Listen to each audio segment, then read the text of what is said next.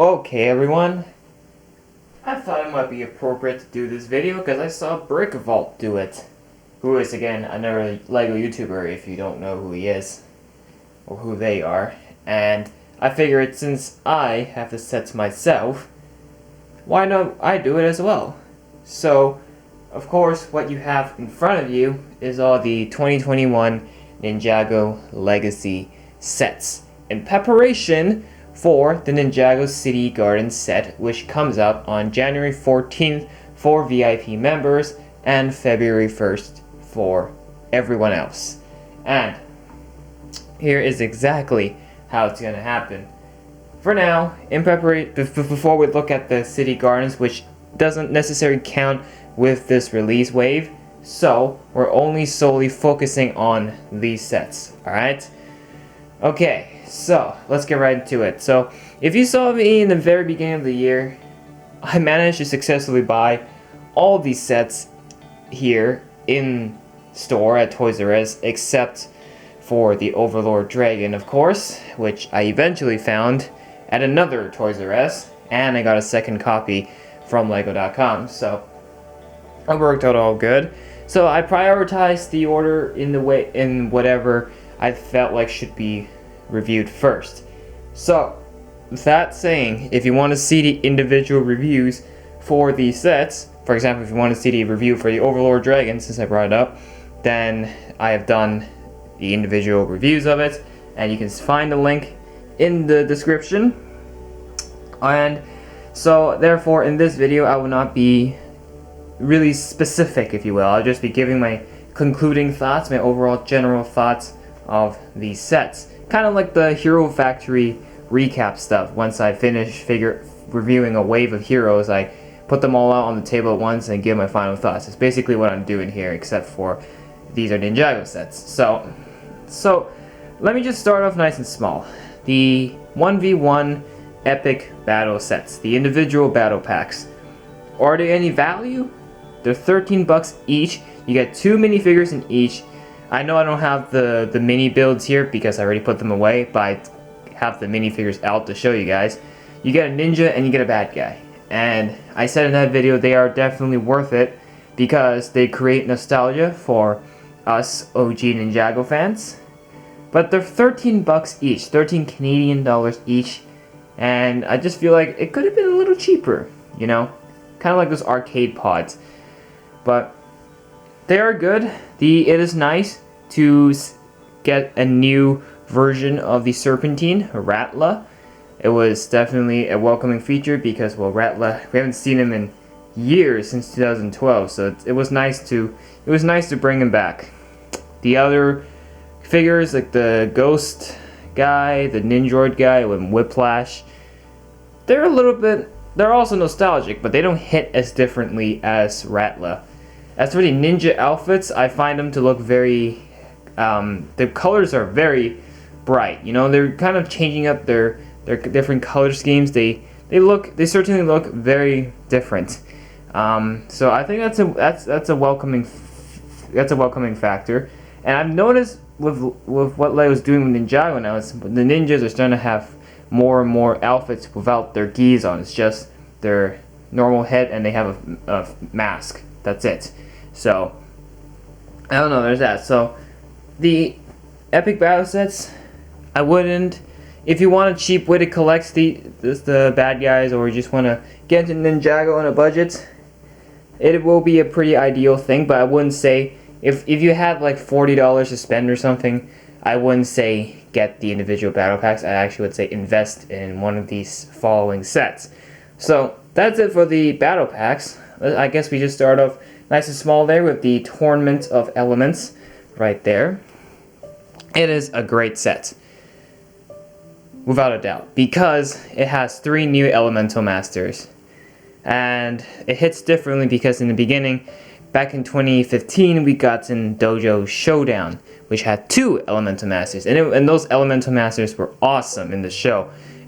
It is nice to see Lego finally make more and more minifigures of the characters that they bring in from the show to an actual minifigure form. So the Tournament of Elements is definitely a collectible set, which is great for collectors specifically. Doesn't really function well as a play set, but the main draw of that set has to go to the minifigures for sure. So I think kids won't find as much fun playing with that set as adults that would have the pleasure of collecting the Elemental Masters on it. So definitely it is something you should invest in, and if you want to get some great Ninjago figures, that is definitely the set you should go for. So that one's good, but obviously it's small and the build isn't that impressive, so it's nowhere as exciting as Zane's Titan mech. Zane's Titan mech, it's great to see it back. Originally it was in a much smaller set. It was on a smaller scale. In fact, it was a side build in a set, and it was Zane's Titan mech where Zane's mech there fought the possessed Samurai X mech. So it's nice. It's kind of sad to see them completely remove the possessed Samurai X mech, but it gave room for Zane's Titan mech to expand with more pieces and more details and be much more powerful, you know, with all the upgrades on it. So this is definitely a giant upgrade for Zane's Titan mech. Great vehicle, and I honestly think it is one of the better mechs that Ninjago has done so far. So definitely it really hits the spot, and I think that it is the most expensive from this wave, before City Gardens of course, but I wouldn't say I wouldn't 100% request or 100% recommend you to get it, but it is definitely a pretty cool set. And then, my personal favorite, the Overlord Dragon. I felt that was the last set I managed to get, but boy was the wait worth it. It is such a cool dragon, and being an original Ninjago fan, it really personally hits me. Seeing this dragon finally as a set, and seeing all those years ago, back in 2013 when I was still a little kid, seeing the Lloyd battle the Overlord Dragon as the Golden Master, I was like, Lego, why didn't you do an Overlord Dragon set? And they finally did it. 7 years later, they finally did it. People didn't really like it. I personally did. The colors were awesome. It screamed purple. The head looks great.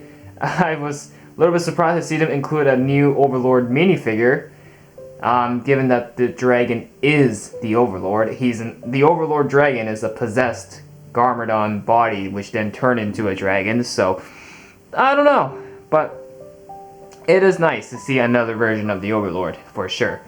And this is in an affordable price, $40. It's in that range. People can get it, and that's good. It's not a massive dragon, and that's what I appreciate about it. It's not a massive, overly expensive dragon, which not everyone has the money for. So that is, in terms of the value, that is extremely good. And I feel like in the future, the value will go up significantly for that. So moving on to my most favorite set, we go to my least favorite set of the wave, the Boulder Blaster. Make no mistake, it is not a bad vehicle. I have nothing against it. It's just the vehicle itself never really got my attention. I was never really too keen on it. It's cool, it's like a machine gun, but I personally am not a big fan of the vehicle in general. But it is nice to see it return in legacy form. Now that seeing it, I would prefer this one over the original for sure. And then finally, on our very left here, we have the X1 Ninja Charger. Great, I love the vehicle. I don't have the original, unfortunately, but it is great to see it back in legacy form, and it just looks awesome. I think the X1 Ninja Charger was done really well. The concept of it and just the overall look of it is very cool, so definitely that. Now, before I conclude everything else, just a reminder, all these individual sets, except for the Overlord Dragon and the Epic Battle sets, have these exclusive 10-year of the Ninjago theme collectible legacy ninja minifigures. So as of now, there's 1, 2, 3, 4 to collect. What we don't have yet is Nia and Zane, as well as Master Wu. Now, Master Wu Golden Master Rule, we will get him in the City Garden set, but we have yet to see the Legacy Zane and Nia, which I'm assuming will probably be in the summer release. So there's that. So if you want to collect all 4 of the Legacy Ninja minifigures, you're gonna have to get Titan Mech and Tournament of Elements, Boulder Blaster, and X1 Ninja Charger, and you can skip out on the Overlord Dragon. So there's that. Okay, so finally, personally, which ones do I prefer over the other? Of course, coming out on top has to be the Overlord Dragon, period. Nothing can change my mind about it. Epic set. Number 2 on the list is the X1 Ninja Charger. Great car. Number 3 is Zane's Titan Mech. Number 4, the Tournament of Elements. And finally, at the very bottom of the list, Boulder Blaster. Now, once again, I do not hate it. It was just my least favorite.